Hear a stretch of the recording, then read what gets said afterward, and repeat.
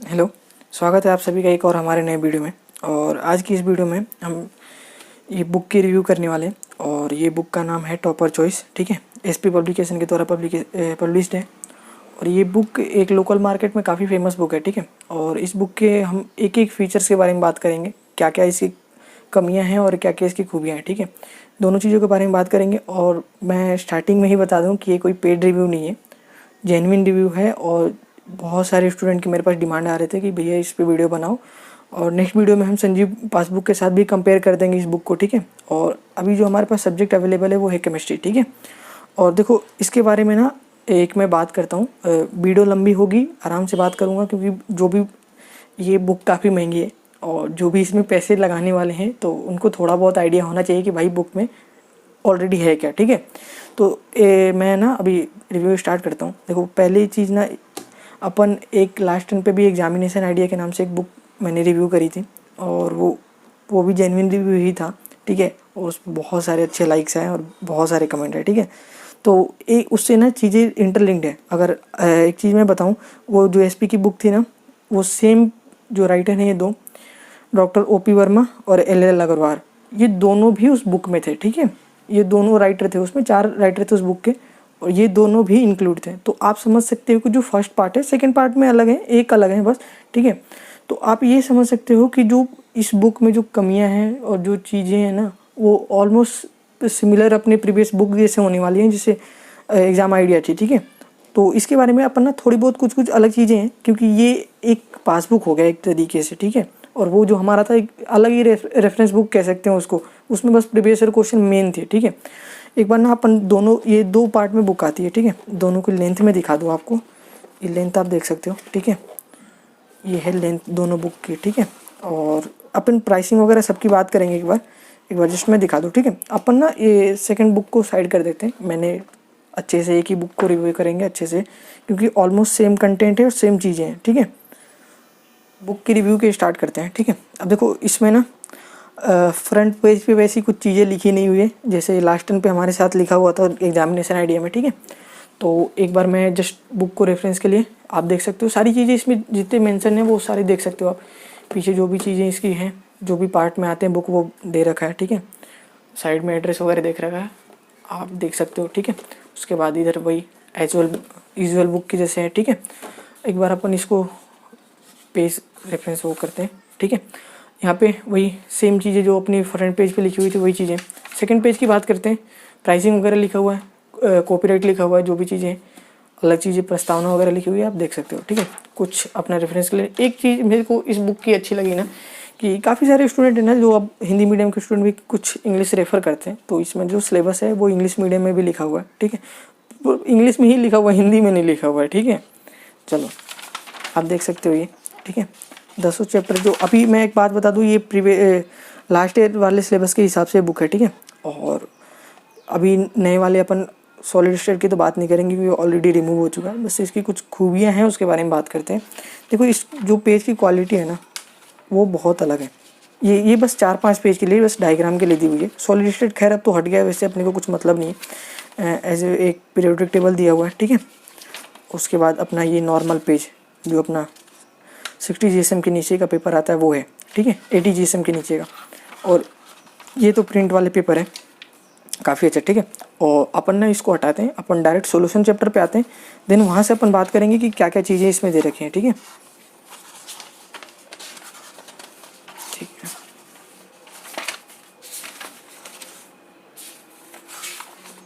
ठीक है, अच्छा अपन यहाँ से स्टार्ट करते हैं। ठीक है, अब देखो एज यूजुअल ना, जैसे एक यूजुअल अपन 10th क्लास में पासबुक यूज़ करते थे, सेम वैसा ही है। कंटेंट सेम एनसीईआरटी के हिसाब से कंटेंट है। ठीक है, वैसी कुछ ऊपर नीचे की चीज़ें नहीं है, मैंने पूरी पढ़ रखी है बुक। ठीक है, ऑलमोस्ट आपके लिए मैं 3-4 दिन से इसको कंटिन्यू पढ़ी जा रहा हूँ मैं। ठीक है, काफ़ी चीज़ें, लैंग्वेज की बात करें, लैंग्वेज ठीक है, ओके ओके से हैं, कुछ कुछ वर्ड्स हैं जो हाँ भाई बुक वाले प्रतीत होते हैं, नोट्स के जैसे नहीं है। ठीक है, उसके बाद अपन ना और चीज़ें बात करते हैं इसमें क्या क्या दे रखा है। एज यूजुअल आप देखोगे तो कुछ कुछ चीज़ें जो इंपॉर्टेंट नोट्स वगैरह हो सकते हैं वो दे रखा है। ठीक है, उसके बाद आते हैं, देखो ये एक एनसीईआरटी का उदाहरण, ये हर बुक में नहीं मिलता है। ठीक है, यूजुअल मिसलिनियस क्वेश्चन में सारे डाले रहते हैं, लेकिन इसमें बीच के रेफरेंस में ही मिल जाएगा आपको, ठीक है। एक चीज़ मेरे को ये एक तो अच्छी लगी, ठीक है, फॉर्मूले वगैरह सारे तरीके से दे रखे, एग्जाम्पल वगैरह सफिशिएंट है, वही है एनसीईआरटी के बेस पे एग्जाम्पल हैं, जो बोर्ड वाले एग्जाम्पल हैं, जो पीवाईक्यू वगैरह हैं वो इसमें बिल्कुल भी इंक्लूड नहीं है, ठीक है। ये मेरे को इसलिए लगता है ना कि इस पर इसलिए इंक्लूड नहीं है, देखो इनकी बुक ना आरबीएसई में ही बिकती है, और कुछ अदर स्टूडेंट होंगे जो सीबीएसई एनसीईआरटी वाले, वो भले यूज करते होंगे एनसीईआरटी रेफरेंस के लिए, इसलिए इसमें ना कोई भी आरबीएसई के क्वेश्चन नहीं देता है, लेकिन इनको सोचना चाहिए भाई इनकी बुक बिकती ही आरबीएसई के लिए, ठीक है, लेकिन कुछ कह नहीं सकते अपन, ठीक है। और उसके बाद एज यूजुअल इसके बारे में अपन ने बात कर लिया, ठीक है। न्यूमेरिकल क्वेश्चन भी दे रखे हैं, ठीक ठाक है न्यूमेरिकल क्वेश्चन। देखो एज यूजुअल मैंने बताया नॉट मच इनफ, बट हाँ एज यूजुअल काम होने लायक हो जाएगा, ठीक है। इसके साथ आपको प्रीवियस ईयर क्वेश्चन लगाने पड़ेंगे, बिना इसके मैं इतना तो समझ गया कि हाँ केवल इसके दम पे आप एक अच्छा खासा स्कोर नहीं कर सकते हो, ठीक है।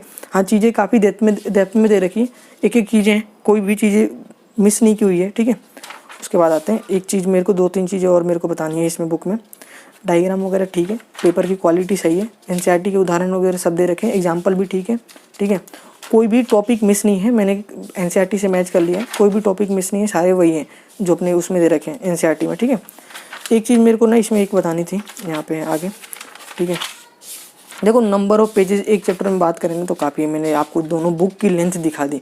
अब यू ऑल्सो नो कि जो बुक वाले हैं उनको बस बुक की प्राइस बहुत कॉस्टली करनी होती है, इसलिए वो नंबर ऑफ पेजेस बढ़ा देते हैं, ठीक है, और बुक मोटी हो जाती है, कुछ फ़ायदे की नहीं होती, ठीक है। देखो इतना मैं टू द जेन्युइन बात करूँ, जितना कंटेंट दे रखा है उतना आप पढ़ पाओगे तो नहीं। अगर आप एक बार सिलेबस कवर कर लोगे देन इसको रेफ़र करना चाहो तब कर सकते हो। एज़ यूजुअल स्टार्टिंग के लिए ना ये बुक बिल्कुल भी नहीं है, बिल्कुल भी नहीं रेफ़र करना चाहिए आपको, ठीक है। एक बार एक चीज़ मैं दिखा रहा था इसमें ना मेडिकल और नीट, एक कुछ इंपॉर्टेंट क्वेश्चन दे रखे एज नोट, मतलब कुछ इंपॉर्टेंट कहने का है, वो हर साल वही रहता है, कोई चेंज वगैरह नहीं है। एक बहुत इसकी गंदी चीज़ है, मेरे को एक चीज़ ये लगती है ना कि भाई कभी ना कोई बुक में कभी कोई अपडेट करते ही नहीं है, ठीक है। अब देखो अभी ये नया सिलेबस आया, ये क्या करेंगे, बस नया सिलेबस के अकॉर्डिंग चैप्टर जितने रिमूव हुए हैं वो रिमूव कर देंगे, बाकी क्वेश्चन बाकी कंटेंट ना कहाँ बुक में क्या कमियां हैं क्या नहीं, उसको कुछ मतलब नहीं है। हाँ डेफिनेटली जो मिस्टेक है, अब ये मिस्टेक ना पता नहीं कितने साल तक चलते रहेंगे, कोई चेंजेस नहीं होने वाले, वही बुक हमेशा वही बुक प्रिंट हो जाती है ना। तो एक बहुत मेरे को गंदी चीज़ लगती है, बहुत ज़्यादा। ये इसी पब्लिकेशन के साथ नहीं है, बहुत सारे पब्लिशर ऐसे ही हैं, ठीक है। बस एक बार बस अगर बात करें तो बस टू द बात कि भाई पैसा इज एवरीथिंग, है ना, मनी इज एवरीथिंग, बाकी वो कुछ नहीं देखते। एक चीज़ मेरे को ये सही भी कह लो या ख़राब भी कह लो, मेडिकल और इंजीनियरिंग के लेवल के क्वेश्चन है, प्रीवियस ईयर नहीं है, जस्ट उस बेसिस पे है, जस्ट एक कह सकते हो कि हाँ थोड़ा सा एनसीईआरटी से अपर लेवल पे है। हाँ एनसीईआरटी के एग्जाम्पलर वाले कुछ क्वेश्चन इसमें ऐड है, ठीक है, तो वही है, कुछ अलग से क्वेश्चन नहीं लाया गया है। और ऐसा नहीं है कि एकदम ही इंपॉर्टेंट क्वेश्चन हो, मेडिकल नीट के लिए जो पढ़ते हैं उनको पता होगा कि भाई ये कुछ भी काम के नहीं है, जस्ट पता नहीं क्यों दे रखा है, मुझे नहीं पता है, ठीक है, क्यों बस फालतू में दे रखा है ये। और ये साइंस पब्लिकेशन वालों की चीज़ें मेरे को बहुत गंदी लगती है, ठीक है। उसके बाद चलो अब ना बुक के कंक्लूजन पे आते हैं। यहाँ पे अपना ये चैप्टर कंप्लीट हो जाता है, सॉल्यूशन वगैरह भी साथ में दे रखा है, तो वैसी कोई दिक्कत नहीं। हाँ एक चीज़ अच्छी है कि भाई चलो साथ में सॉल्यूशन दे रखा है, ठीक है, हमारे वाले जैसे नहीं है कि भाई सॉल्यूशन नहीं देते। चलो अपन भी सॉल्यूशन के लिए भी प्रिपेयर कर रहे हैं, पीवाईक्यू के, ठीक है, अपन देखेंगे। और चलो अपना बात करते हैं इस बुक के बारे में कि बुक लेना चाहिए नहीं लेना चाहिए। देखो मैंने बीच में ही बात कर लिया कि देखो बुक वैसे ही है कि हर साल एक ही साथ में पब्लिश कर देते हैं, उसमें कोई चेंजेस वगैरह नहीं है। तो मैं कहूँ अगर आपको रेफरेंस बुक लेना है तो ले सकते हो। अगली वीडियो में मैं इसको एक बार संजीव के साथ कंपेयर कर दूंगा इस बुक को, ठीक है। उसके बाद अपन देखेंगे कि क्या क्या संजीव में क्या क्या खूबियाँ हैं, क्या क्या कमियाँ, ठीक है। और देखो एक बात मैं बताऊँ, इस बुक को अभी लेने का कोई फ़ायदा नहीं है, आप तब लो जब आपके पूरे सिलेबस कंप्लीट हो जाए। देखो इस बुक की ना एक टू द पॉइंट आप खुद सोचो, ये बुक मेरा नया नहीं है, ये मैं स्टूडेंट से लेके आया हूँ, और देखो ये इसने नहीं पढ़ा भाई। अब देखो मैं भी ना यही बात कहता हूँ, देखो आप पासबुक लेने को ले सकते हो, आप नहीं फॉलो नहीं कर सकते उसको। अब देखो इतना मोटा वो है, इतने में ना आप पूरा एनसीईआरटी के नोट्स पढ़ लोगे ना, उतने नोट्स आ जाएंगे, इससे पतले में ही हो जाएगा और काम हो जाएगा, ठीक है। तो देखो अगर बात करें तो फालतू के कंटेंट बहुत सारे हैं, इसको फॉलो करने का कोई वो मोटिव नहीं है अभी के लिए, रिसेंट के लिए तो नहीं। हाँ अगर ऐसा है कि आपके सिलेबस हो रखे, आप नवंबर दिसंबर का टाइम चल रहा है, आपको सिलेबस हो रखे, आपको एक्स्ट्रा क्वेश्चन लगाने, कुछ एक्स्ट्रा पढ़ना है, एक्स्ट्रा नॉलेज गैदर करना है, definitely you can refer it, ठीक है। और इसके अलावा और भी मार्केट में बुक आती हैं, सारी बुकें अच्छी हैं, मैं किसी बुक की वो नहीं कर रहा, लेकिन हाँ जो किस टाइम पे और किस स्टूडेंट के लिए यूज़ करना चाहिए वो बहुत इंपॉर्टेंट रहता है। बात करते हैं बुक की प्राइसिंग की ना, तो देखो इस बुक की प्राइसिंग बहुत ज़्यादा है। दोनों बुक आई थिंक 500 रुपीज़ की पड़ती है, ये देख सकते हो। ये इसको 50% डिस्काउंट कर लेना, ठीक है। अब मैंने बुक ख़रीदा नहीं है तो मुझे एग्जैक्ट प्राइसिंग की आइडिया नहीं है, ठीक है। तो मैं टू द पॉइंट बताऊँ तो ये बुक ना 300 से कम में तो नहीं आने वाली दोनों बुक, ठीक है।